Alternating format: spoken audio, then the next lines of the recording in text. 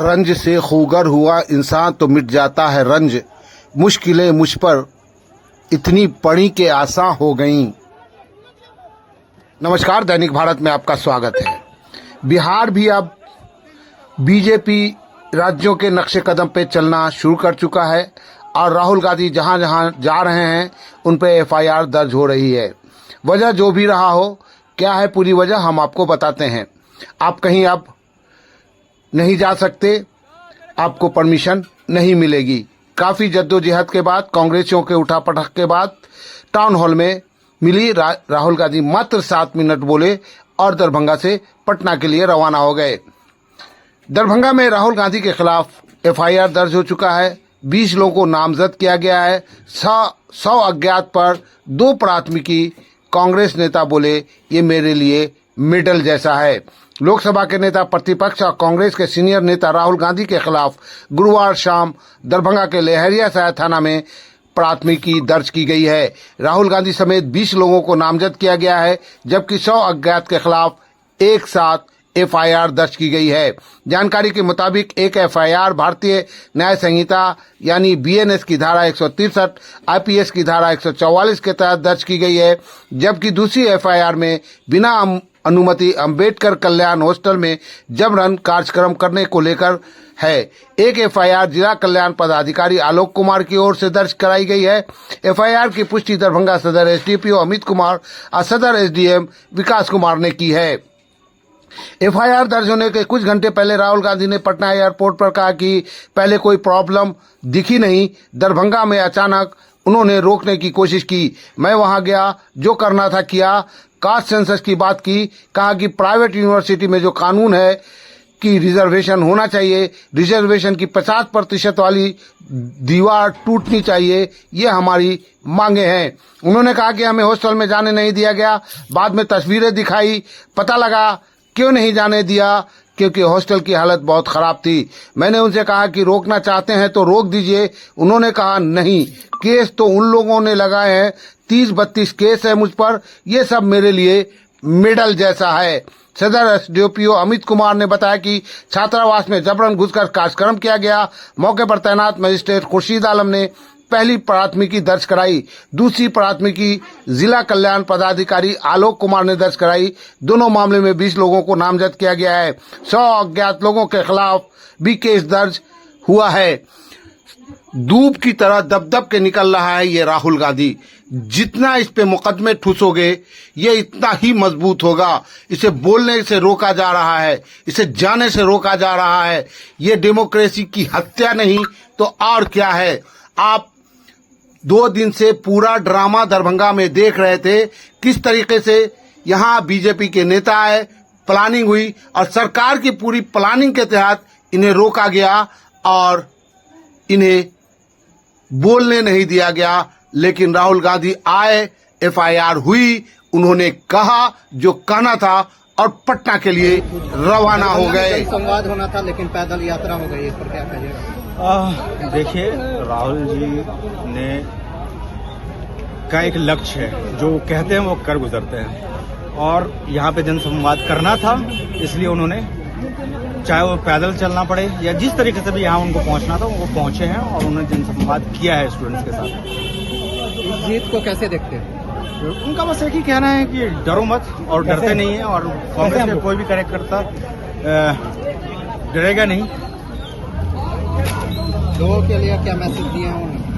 लोगों के लिए यही कहना है कि जिस तरीके से यहाँ की जो सरकार है और यहाँ का जो प्रशासन है, जिस तरीके से एक आवाज़ को दबाने के लिए, स्टूडेंट की आवाज़ को दबाने की कोशिश कर रहा था, उसके खिलाफ हम लोग खड़े हैं और कहता है हम लोग उनके साथ खड़े हैं। क्या परिचय? मेरा नाम नजर फरीदी है, मैं नेशनल कोऑर्डिनेटर हूँ माइनॉरिटी डिपार्टमेंट का और नेशनल इंचार्ज हूँ सोशल मीडिया माइनॉरिटी डिपार्टमेंट का। देखिए, आज का जो कार्यक्रम था वो स्पष्ट है कि शिक्षा, न्याय, संवाद बच्चों से, दलित बच्चों से, ईबीसी बच्चों से और माइनॉरिटी के बच्चों से जननायक राहुल गांधी बात करने आए थे और वो इस कार्यक्रम में हम लोग सफल हुए हैं। उन्होंने छोटा सा ही संवाद हुआ, चूंकि प्रशासन का बहुत सारा प्रॉब्लम हम लोगों को देखना पड़ा, जिसके चलते उस तरह से जो हम लोगों ने सोचा था हुआ नहीं। लेकिन फिर भी राहुल गांधी यहाँ पैदल चल के उनको आना पड़ा, इतना समस्याओं का सामना करके आना पड़ा। इसके लिए वो हमारे जननायक राहुल गांधी बहुत ही धन्यवाद के पात्र है।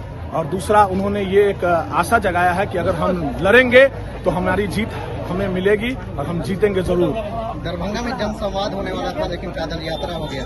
हाँ, क्या कहेंगे? एक्चुअल है क्या कि प्रशासन का जिस तरह का रवैया रहा उसके अकॉर्डिंग जगह जगह उनको रोका गया, तो उन्होंने कहा कि मैं रुकने वाला नहीं हूँ, थकने वाला नहीं हूँ, मैं पैदल ही स्थल पर जहाँ संवाद स्थल है वहाँ पहुंचूंगा। और यहाँ आए और उन्होंने बच्चों से संवाद, एक बच्चे से बात भी किया गया जो आप लोगों ने देखा है। आगे का कार्यक्रम क्या है उनका? आगे यहाँ से वो चौपर से पटना जाएंगे, वहाँ पे फूले मूवी देखेंगे और उसके बाद शाम को दिल्ली के लिए रवाना हो जाएंगे। मतलब ये जो क्यास लगाई जा रही थी कि टाउन हॉल में प्रोग्राम होगा, वहाँ तैयारी धड़ी की धड़ी रह गई। देखिए, तैयारी तो वहाँ थी ही नहीं। हम लोगों की तरफ से हम लोगों को कोई जानकारी भी नहीं थी कि टाउन हॉल में तैयारी है नहीं है क्या है। वो हम लोगों को जहाँ जानकारी थी, हम लोग यहाँ पूरे कांग्रेस कार्यकर्ता मुस्तैदी से यहाँ मौजूद थे और हम लोग अपने कार्यक्रम को कराने में सफल रहे।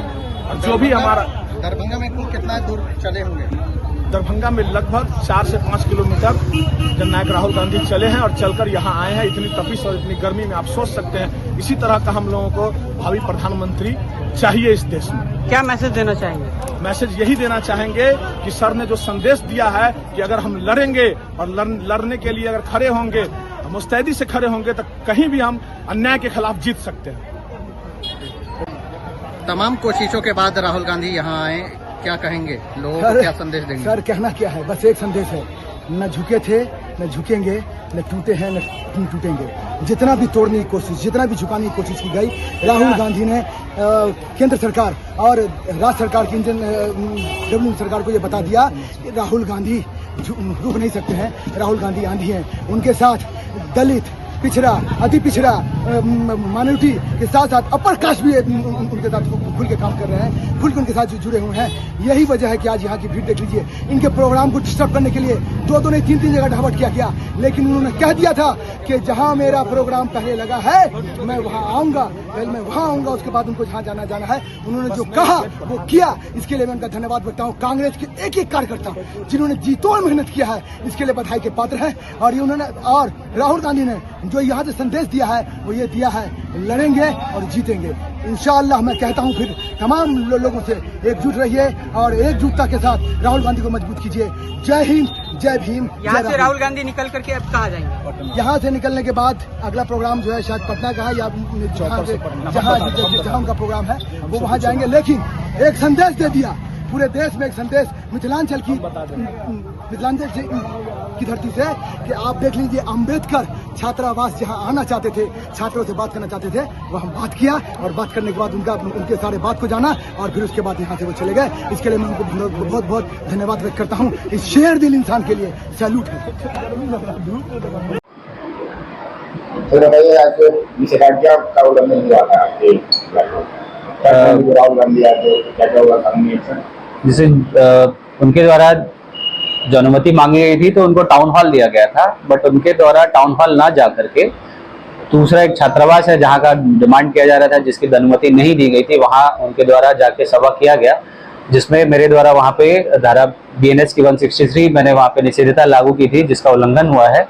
तो उसके उल्लंघन के आलोक में वहां पे जो मैजिस्ट्रेट प्रतिनियुक्त थे उस छात्रावास को देखने के लिए, उनके द्वारा FIR दर्ज कराया गया है। और दूसरा FIR दर्ज कराया गया है जिला कल्याण पदाधिकारी के द्वारा, क्योंकि वो कल्याण छात्रावास है और बिना अनुमति के उस छात्रावास में प्रोग्राम किया गया और सभा किया गया है। कौन लोग नामजद लगभग 20 लोग हैं और अज्ञात कम से कम 100 लोग हैं। उसमें अपने माननीय लोकसभा सांसद राहुल गांधी जी हैं, आपको यहाँ के MLC हैं, MLA भी हैं और कुछ प्रेसिडेंट भी हैं कांग्रेस के। क्या लगता है सर, जो उन्होंने किया वो एक तरह से उठाने वाला काम था, कानून हाथ में? जैसे उनको और उनके पार्टी के लोगों को कम्प्लीटली ब्रीफ किया गया था कि आपको टाउन हॉल दिया गया है, कल ही बता दिया गया था, उसका ऑर्डर भी निकला था, उन्होंने ही आवेदन भी दिया था कि हमें टाउन हॉल अलॉट किया जाए, जो कि टाउन हॉल उनको अलॉट किया गया था। उसके बावजूद भी पता नहीं किन कारणों से वो टाउन हॉल नहीं जाके छात्रावास जाना चाह रहे थे, जो कि प्रतिबंधित था, क्योंकि वो Z+ सिक्योरिटी भी है, तो हमें मैजिस्ट्रेट और पुलिस प्रतिनियुक्त करना होता है। तो अकॉर्डिंगली हम लोगों ने एयरफोर्स से अपना टाउन हॉल तक ले पुलिस और फोर्स मैजिस्ट्रेट प्रतिनियुक्त किया हुआ था, लेकिन वो इतर उसके चले गए जहां पे पुलिस प्रतिनियुक्ति नहीं थी और मैजिस्ट्रेट नहीं था। उनके साथ साथ बाकी लोगों के लिए भी ये चिंता की बात थी। आपसे लगातार साथ चल रहे थे? मैं उनसे लगातार यही कह रहा था कि सर उस स्थल पे BNS 163 लागू है, 200 मीटर की परिधि में ना जाए, नहीं तो फिर मजबूरन क्या है उस पर FIR दर्ज कराना पड़ेगा। मेरे द्वारा उनको बार बार इसी चीज की बताई जा रहा था उनको कि सर वहाँ नहीं जाया जाए, आपका ये स्थल टाउन हॉल है, कार्यक्रम वहाँ जाके किया जाए। पहली नजर में क्या लगता है सर, क्यों आखिर उन्होंने इस तरह से कानून का यहाँ है, मकसद क्या उनके? ये मैं नहीं कह सकता। सर बताइए, आज जो राहुल गांधी आए थे और सभा किए, अनुमति नहीं थी, पुलिस क्या इसमें पूरी कार्रवाई की? जैसा आप लोग जान रहे हैं, जो प्रस्तावित और परमिटेड जगह थी वहां न जाकर कहीं और सभा की गई है। उसी के फलस्वरूप प्रखंड कल्याण पदाधिकारी जो मजिस्ट्रेट के रूप में तैनात थे, उन्होंने 163 BNSS के उल्लंघन के लिए केस किया है और दूसरा केस किया गया है जिला कल्याण पदाधिकारी जी के द्वारा। उन्होंने किया है कि अम्बेडकर छात्रावास में जहां परमिशन नहीं दिया गया था वहां जबरदस्ती घुसकर कार्यक्रमों को संपादित कराना है। किन लोग किया गया है? लगभग